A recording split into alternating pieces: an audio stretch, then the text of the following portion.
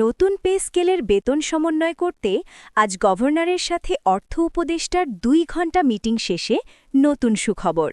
তো দর্শক, নবম পে স্কেলের আজকের সবচেয়ে বড় নিউজটি শেষ পর্যন্ত দেখুন এবং শুরুতেই চ্যানেলটি সাবস্ক্রাইব করে রাখুন পরবর্তীতে নবম পে স্কেলের সকল আপডেট সবার আগে পেতে। আজ বাংলাদেশের সরকারি কর্মচারীর সমাজের দীর্ঘদিনের প্রতীক্ষা, উত্তেজনা এবং আলোচনার একটি গুরুত্বপূর্ণ অধ্যায় অবসান হতে যাচ্ছে। নতুন পে স্কেল কার্যকর করার পরিকল্পনা নিয়ে জোর জল্পনা চলছিল। অবশেষে দুপুরের দিকে এই বিষয়টি নিয়ে অর্থ উপদেষ্টা ও বাংলাদেশ ব্যাংকের গভর্নরের মধ্যে অনুষ্ঠিত প্রায় ২ ঘণ্টার বৈঠকের পর সরকারি চাকরিজীবীরা কিছুটা স্বস্তির নিঃশ্বাস ফেলতে পারছেন। বৈঠক শেষে সরকারিভাবে জানানো হয়েছে যে নতুন পে স্কেলের বেতন সমন্বয় নিয়ে ইতিবাচক সিদ্ধান্ত নেওয়া হয়েছে, যা সরকারি কর্মচারীদের জন্য বাস্তবিকভাবে সুখবর স্বরূপ।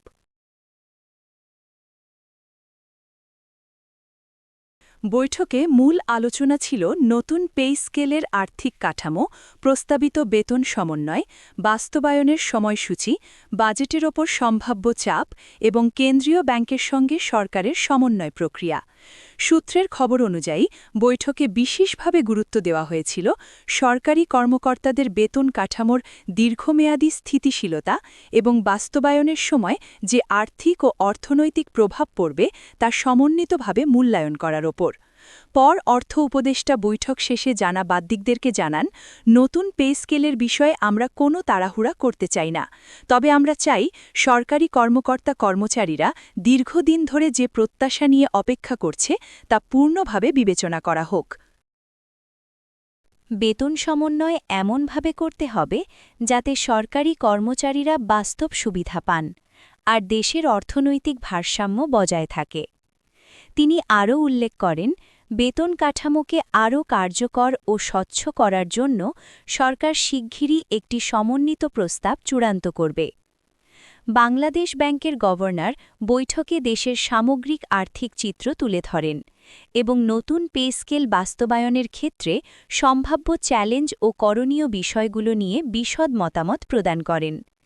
ব্যাংকের পক্ষ থেকে জানানো হয় যে বেতন সমন্বয় বাস্তবায়নের জন্য পর্যাপ্ত আর্থিক প্রস্তুতি থাকা জরুরি এবং তা ধাপে ধাপে করা উচিত, যাতে অর্থনীতির উপর কোনো নেতিবাচক প্রভাব না পড়ে। তো দর্শক, এই আলোচনা মূলত সরকারের বেতন সমন্বয় পরিকল্পনার সঙ্গে কেন্দ্রীয় ব্যাংকের সমন্বয় নিশ্চিত করার লক্ষ্যে সংগঠিত হয়েছিল। সূত্র জানায়, বৈঠকের পর অর্থ মন্ত্রণালয় এবং কেন্দ্রীয় ব্যাংকের প্রতিনিধিদের নিয়ে একটি সমন্বয় কমিটি গঠন প্রস্তাব এসেছে। কমিটি বাস্তবায়নের সময়সীমা, বাজেটের হিসাব নিকাশ এবং বেতন সমন্বয়ের বাস্তব কাঠামো নির্ধারণে গুরুত্বপূর্ণ ভূমিকা পালন করবে এই কমিটি।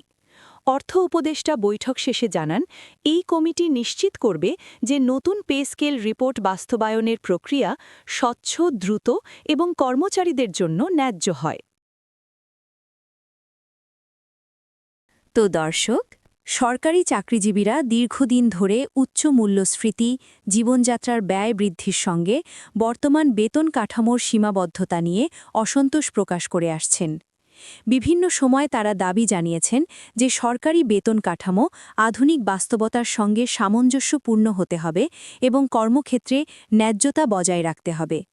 আজকের বৈঠক এবং বৈঠক পরবর্তী ঘোষণার পর সেই প্রত্যাশা বাস্তবায়নের পথে গুরুত্বপূর্ণ পদক্ষেপ হিসেবে দেখা হচ্ছে।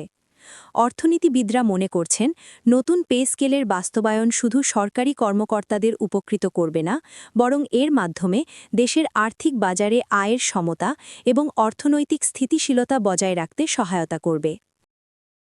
বিশেষজ্ঞরা বলছেন, বেতন সমন্বয় যদি পরিকল্পনা অনুযায়ী ধাপে ধাপে এবং সুসংগঠিতভাবে করা হয়, তবে এটি সরকারের জনসমর্থন বৃদ্ধি এবং সরকারি কর্মকাণ্ডের দক্ষতা বৃদ্ধির একটি উল্লেখযোগ্য ধাপ হিসেবে ধরা হবে।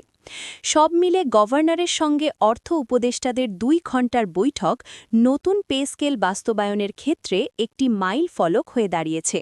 সরকারি চাকরিজীবীদের দীর্ঘদিনের প্রত্যাশা, অসন্তোষ ও আলোচনার অবসান ঘটাতে এই বৈঠককে গুরুত্বপূর্ণ হিসেবে দেখা হচ্ছে।